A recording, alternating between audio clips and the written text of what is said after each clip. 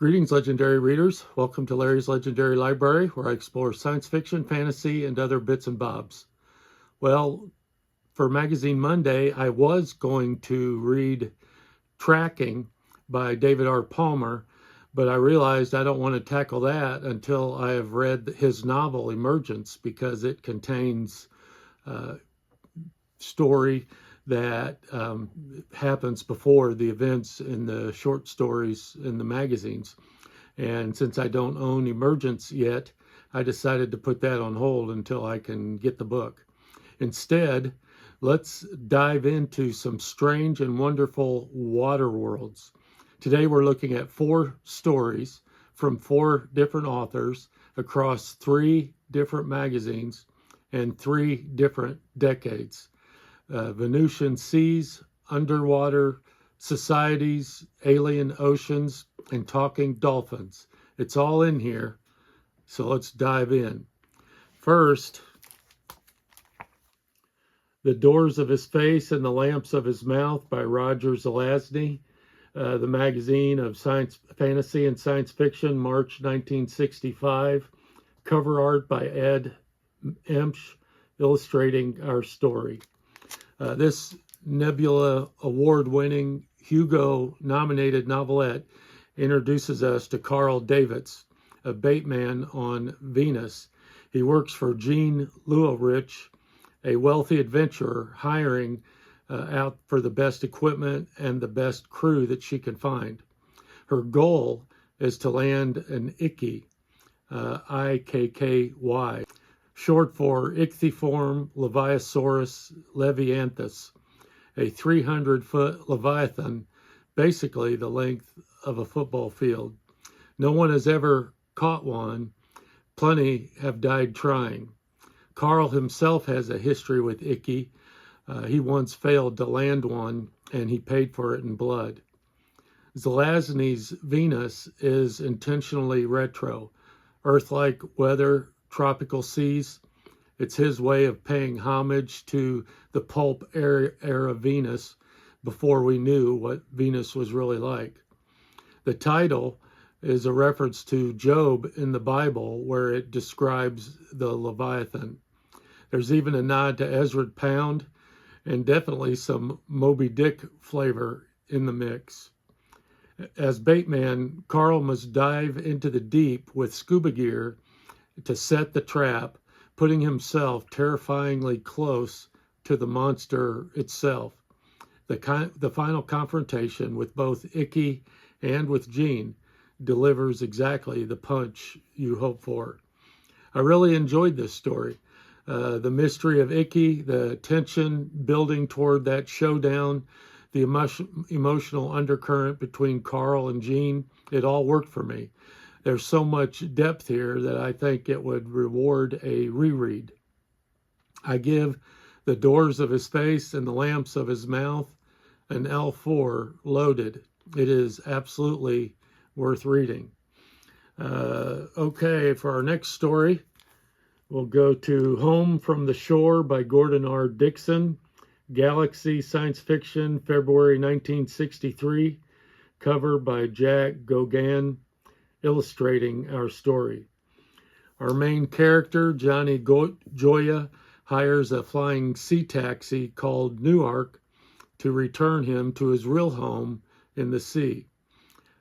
Johnny belongs to a branch of humanity who have lived underwater for several generations. They've been adapting and evolving to survive below the waves, and he and others of the sea people have been working on land to help the landers, and now he's finally going home. The landers, what they call the people from the land, hired the sea people to study space bats, hoping that their insights would improve space travel. But the mission went badly, and tensions are rising. When Johnny returns home, he's welcomed home as a hero and discovers that he now has a young son that he didn't know existed. We get a lot of great world building, architectural. There's these modular underwater homes that can detach and travel, and reassemble. We get social dynamic between sea people and land people, a growing political crisis that threatens to boil into war. Landers arrest 129 sea people as deserters. Betrayal follows, war is declared, and the sea people must attempt a rescue that does not go smoothly. This was a fantastic story. I loved imagining the sea tech. The tension simmering through every chapter had me fully invested. Johnny's relationships, old and new, added emotional weight that kept me turning pages. I give Home from the Shore an L4 loaded. It is well worth reading. It even borders on L5 for me. After finishing this story, I did some research, and I find that Dickson later expanded the concept into a novel entitled The Space Swimmers, and I actually already own it. So this will jump right onto my TBR and hope to read that. Next, we'll go to Slow Life by Michael Swanwick. Jumping forward 40 years to analog December 2002, cover art by David A. Hardy, illustrating our story. We leave Earth's oceans and Venusian seas for the methane lakes of Titan, Saturn's largest moon. Our protagonist, Lizzie O'Brien, is collecting samples on the surface of Titan with her partner, Consuelo, on the ground, and her other partner, Alan, orbiting overhead in the ship. Lizzie suffers mechanical failure, and while the crew works to find a solution, she keeps slipping into these really vivid dreams, and she gradually comes to realize that these dreams are actually a communication, a true first contact moment, but happening across sleep and consciousness. The mechanical failure worsens, and soon it threatens her life. And I'll stop there to avoid spoilers. This story won the 2003 Hugo Award for Best Novelette, and I can easily see why. It's hard SF with heart. I was deeply invested in Lizzie's predicament, and the alien contact element felt both strange and beautiful. I give Slow Life an L5 legendary. An outstanding story that I think will stay with me for a long time. And then finally, we have Ishmael in Love by Robert Silverberg, fantasy and science fiction, July 1970. The story opens with the line, "Call me Ishmael," immediately echoing Moby Dick, but with a twist.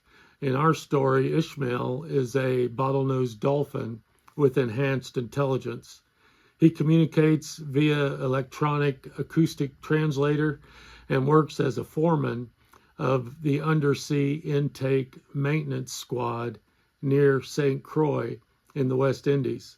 He's paid in food, enrichment, and access to intelligence and other reading so that he can further boost his intelligence. He's deeply and hopelessly in love with Elizabeth Calkins, a human specialist in human cetacean relations. There's a conspiracy involving the League for the Prevention of Cruelty to Intelligent Species, which attempts to exploit him, but Ishmael ultimately uncovers the plot. He confesses his love to Elizabeth, but she doesn't return it. Heartbroken, he's writing this memoir in an effort to try to win her back. This is a humorous, charming story, almost like an adolescent crush blown up into science fiction form, short, quick, and fun. I give Ishmael in Love an L3 legit. It is worth reading. It didn't quite live up to the emotional heights of the others for me, but I still enjoyed reading it. Well, legendary readers, I've enjoyed our time under the sea, on Venus, and on Titan. An L5, two L4s, and an L3.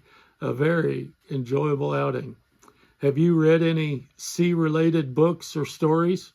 Drop them in the comments. I would love to explore more underwater or ocean worlds in the future episodes. Thank you so much for watching, and as always, stay legendary. Legendary.